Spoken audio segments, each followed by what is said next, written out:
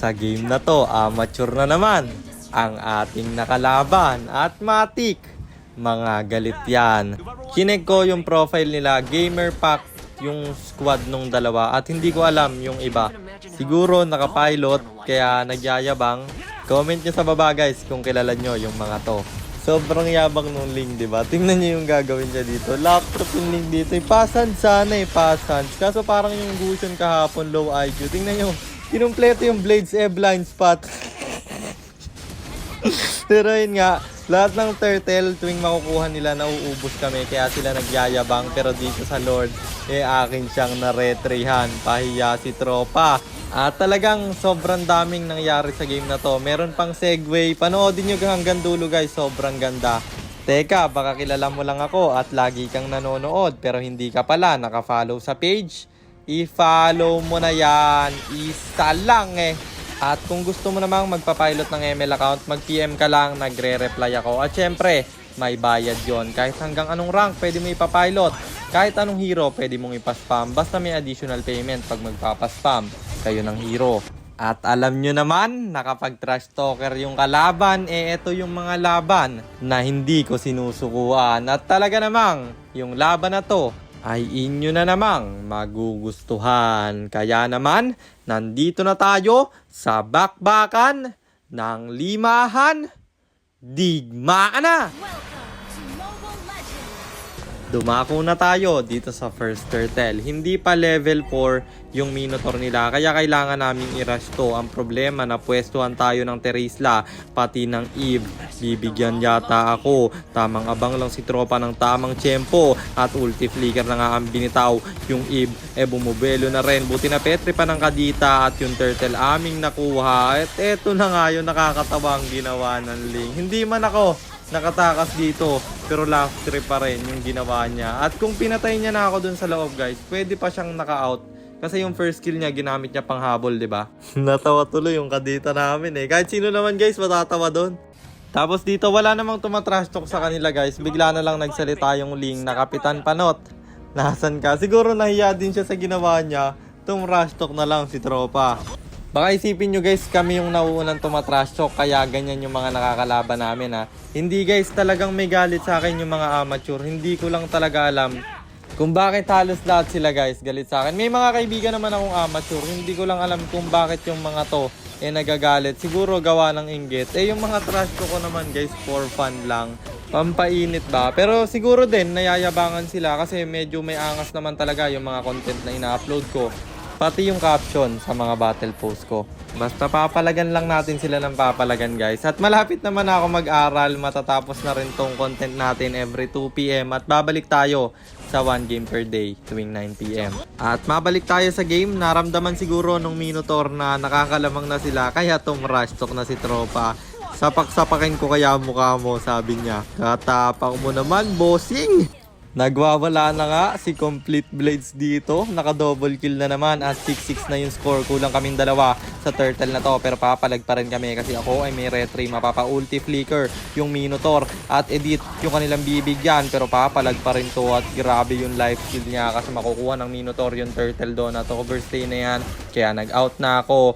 Nakuha ng kalaban yung turtle doon at mukhang mabibigyan pa yung edit namin. Low HP yung Ling dito at tumalon siya. Papunta na yung Natalia. Tumakbo ka na tropa. Anong gagawin mo? Hinanting ka na bro. At bagsak yung Ling nila at good trade. Buti na lang may trade kaming nakuha kasi umasim pa. Grabe yung edit dun guys no. Sobrang tigas. Pero yung Lilia ang napalalim at siya pa ang mabibigyan. Tapos eto, nagyabang na naman yung Ling. Kampante sila guys. Ganito yung mga amateur. Unlit kasi ng tingin nila sa amin guys Kaya rin siguro lintik nila kami trash talkin. Tingin nila kayang-kaya nila kaming talunin. Or pasikat lang talaga gustong makontent ni tropa. Hindi ko rin alam guys. Pero ayun nga, habang sila'y nagyayabang ako, nakapokus lang at humahanap ng paraan kung paano mananalo sa laban. Babasagin ko yung Tori dito pero makiklear ng Terizla kaya ako ay nag-out na muna.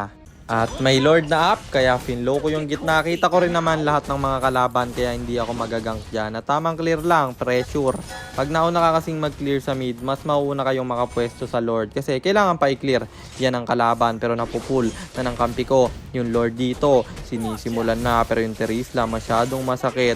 At Makuna at kalaban na ang nakapwesto. Ibaburst yata nila pero tayo'y tamang abang lang. Ulti galing kay Eve at yan ang call na ibaburst na nila to. Pero yung Lilia namin may retry talaga. Maaagaw niya na naman at mamamatay ako doon. Pero may trade na gagawin yung mga kampi ko. Bagsak yung Ling pati yung Mino. Pero tatlo kaming patay at Natalia dito ang uubos at kayo'y uuwing bangkay. Eve dito wala na rin kawala kaya pati siya ay mamamatay pa. Tatlo kaming namatay kapalit ng 4 sa kanila at nakuha pa ng Lilia yung Lord doon. At syempre sa baba yung Lord kaya yung 4 kong kampe ay nandun lahat at ako mag-isa dito sa top. Binaburst ko yung Tori dito habang sila bumaba sa green sa babaling.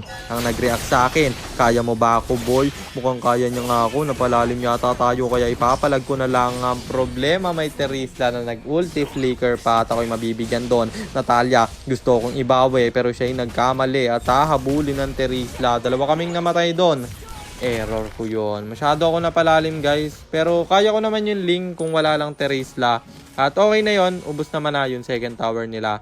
Namatay yung Natalia namin kaya matik pipilit yung mga kalaban na yan sa gitna kasi kulang kami ng isa. Pero kami din naman ay pipilit na depensahan yan. Edit dito ang unang bibigyan pero full stack siya. Terisla ang aming haharapan. Masakit yung Ruby nila, may Ling at Eve pa. Babagsak yung edit doon pero na-clear naman namin yung minions at madedef pa rin yung Torre sa mid. At pa-up yung Lord dito. Kulang kami ng pang front kaya sisimula na yan ng mga kalaban. Pero hindi tayo papayag na isuko na lang yan. Ramdam ko kasi na lamang tayo pre kasi meron naman akong item. Pinopok ko yung Teresa sa gitna para hindi tayo ma-zone out pero yung Ling hahabulin yung Lilia at babagsak yung Eve nila. Kadita dito tamang abang lang. Low HP na yung Lord. Siyempre retrigad ang makakakuha dyan. Linti ka magyabang tapos aagawan ka lang.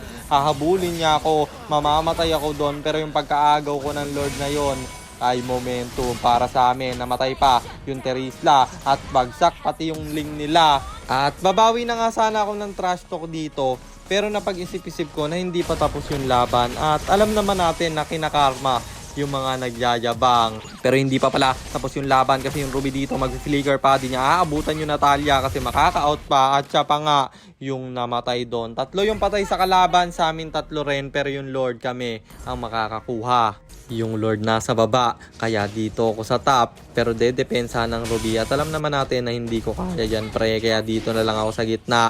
Bagsak yung Minotaur nila, kulang na sila ng isa pero mamamatay rin yung Natalia habang ako dito tamang push lang. Basag na lahat ng inhibitor turret nila at dyan na sila mahihirapan kasi pag wala na kayong Torre tas kalaban nyo sana at Natalia namin talagang dyan na kayo mababaliw pre. At tingnan nyo dito guys, ubos na yung inhibitor nila, kompleto pa yung Torre namin sa gitna, nakuha pa talagang magyabang ng Minotaur nila. Mananalo daw ba ako? Pero ayun nga, bagsak na naman yung Natalia namin kaya kulang kami ng isa at go signal na yan sa mga kalaban para simulan nila yung Lord at nandun sila lahat. Walang dedepensa sa akin. Sabi ko sa Kadita samahan ako kasi Ling lang ang magdedef dito. Itatower la ko na, madedepensahan niya pa kaya. At hindi tatama yung ulti ng Kadita at nagpasans na naman si Tropa kaya na-clear niya pa. Wala kasi kung ultimate dun guys kaya hindi pa natapos yun. Kung meron tapos sana yon. Pero bye-bye. Encel pa nga sana ako. Masyado lang silang marami. Kaya wala na akong kawala pre. At up yung Lord dito, kulang kaming dalawa. Buti na lang napitas ng Natalia yung Eve nila. At kulang din ng isa yung kalaban dito. Pero panoodin nyo yung gagawin ng Natalia sa mapa. Tamang tago lang si Tropa at mukhang tatapusin niya na. Yan ang hirap guys pag nabasag lahat ng inhibitor nyo. Tingnan nyo, babaliwin na sila ng Natalia namin habang buy time ang kinol ko dun sa tatlo. At tinawer ng Natalia, wala nang nagawa yung Ruby. Sinecond skillan kasi ng Ruby guys nakapasok tuloy yung isang minion, nahigop. Kung hindi nag-second skill yung Ruby dun guys, nakalabas naman kasi yung minion hindi matatapos ng Natalia, mamamatay pa siya doon. At mukhang yung Lord, sa kanila pa mapupunta. Pero ayun nga, panalo ulit tayo sa mga mayayabang na amateur na yan. At yung trash talk, dapat nyo talagang iwasan, lalo nang kung kami, yung inyong kalaban. At ganyan tong trash talk guys, pag tapos na, pag panalo na. Nauunay kasi yung yabang eh. Ala to guys, hindi talaga natututo yung mga amateur na to, no?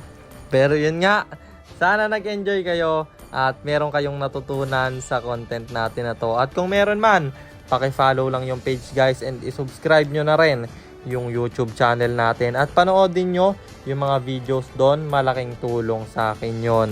Yun lang guys, maraming salamat sa suporta. Mag-iingat kayo palagi. God bless. Paalam!